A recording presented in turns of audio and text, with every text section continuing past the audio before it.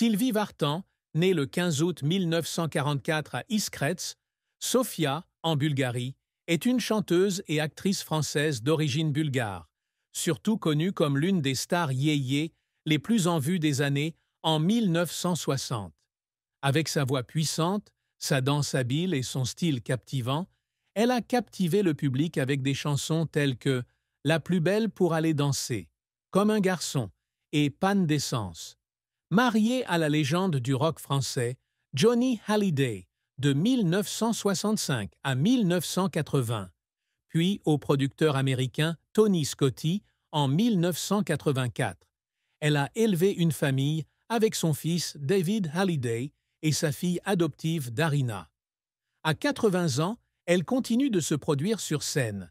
Sa tournée « Je tire ma révérence » de 2025 marquant une carrière de plus de 6 décennies.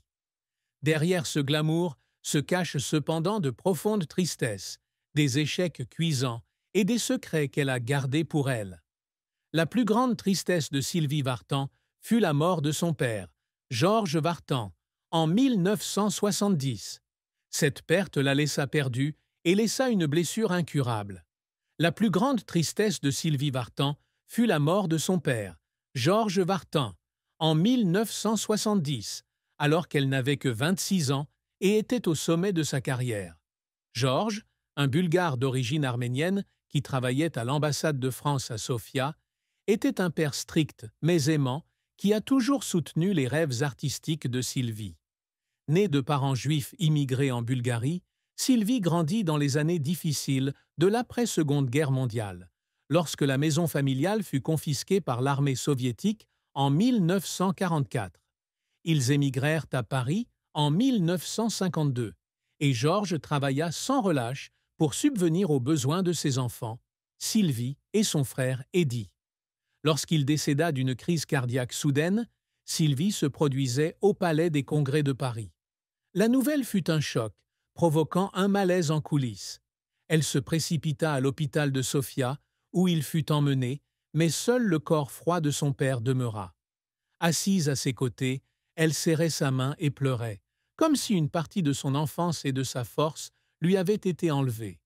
La douleur n'était pas seulement une perte personnelle, mais aussi un sentiment de culpabilité, car Sylvie avait le sentiment de ne pas avoir eu le temps d'exprimer sa gratitude envers son père.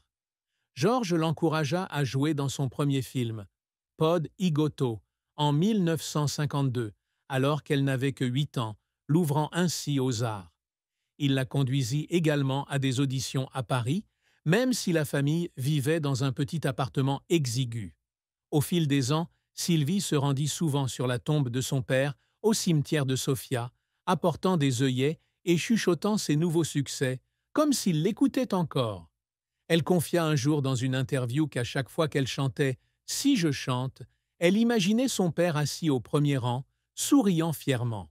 Cette tristesse affecta profondément sa façon de vivre et de se produire, la rendant plus déterminée, mais aussi plus vulnérable.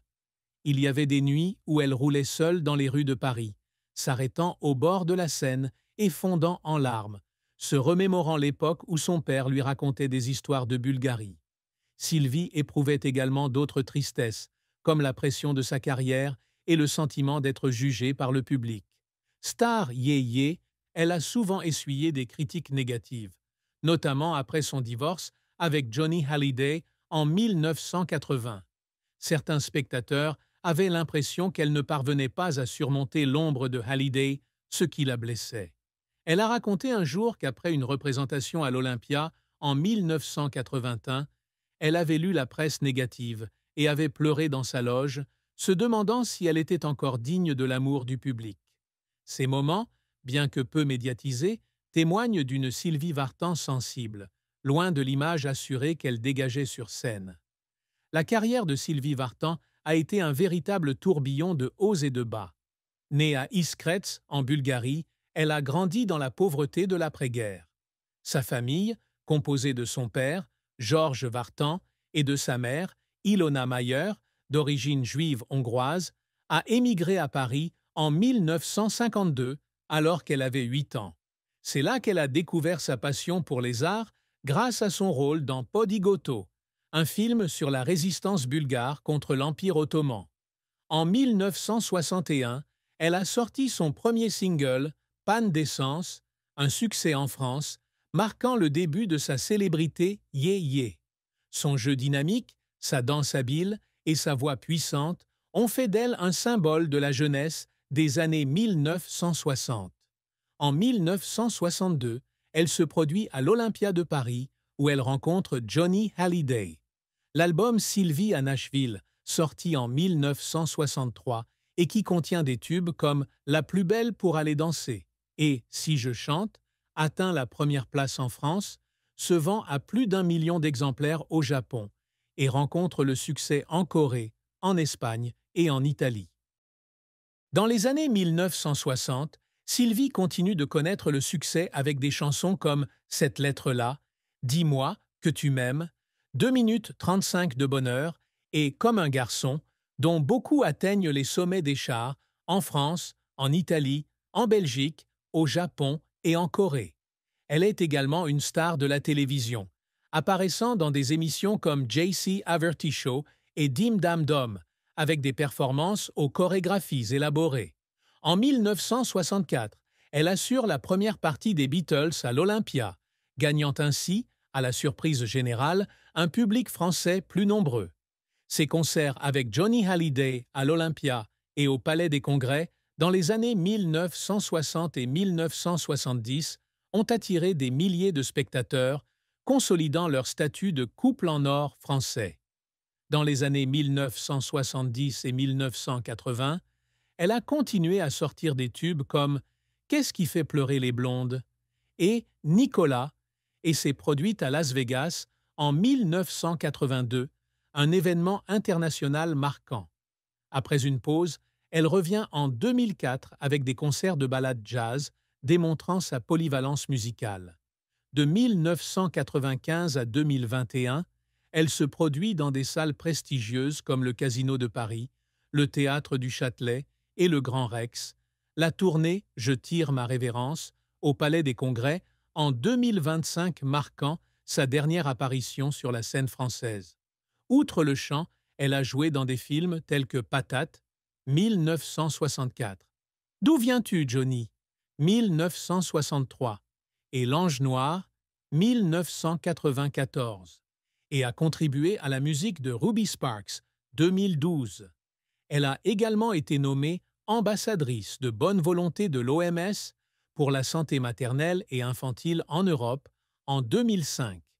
Avec plus de 50 albums et des dizaines de millions de disques vendus, Sylvie Vartan est l'une des artistes françaises les plus célèbres. Cependant, sa carrière n'a pas été sans heurts. L'un de ses plus grands échecs a été le non-respect des attentes de vente de son album Je crois que ça va, sorti en 1989, qui lui a laissé un sentiment de rejet du public.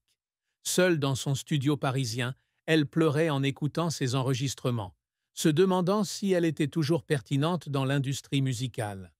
Autre revers, les critiques pour sa prestation à Stars 80 en 2012, certains spectateurs lui reprochant de manquer l'énergie de sa jeunesse. Ses commentaires l'ont plongée dans un profond doute, et à un moment donné, elle s'est rendue en voiture sur les quais de la Seine, s'est arrêtée et a pleuré, se demandant si elle ne devait pas arrêter de se produire sur scène. En 1968, elle est victime d'un grave accident de voiture qui l'oblige à arrêter de se produire pendant 4 mois, une période difficile où elle craint que sa carrière soit terminée. Ses efforts pour surmonter les difficultés témoignent de sa persévérance. Blessée dans un accident de voiture en 1968, elle s'entraîne pour remonter sur scène malgré la douleur. Après son divorce avec Hallyday, elle travaille sans relâche pour se construire une carrière indépendante, sortant des albums comme Made in USA en 1985. Un jour, après une session d'enregistrement de 18 heures à New York, elle s'effondre d'épuisement, mais se relève pour terminer, ne voulant pas décevoir son public. Ces moments, où elle pleure d'épuisement en coulisses, tout en souriant à la caméra, sont la marque d'une artiste dévouée.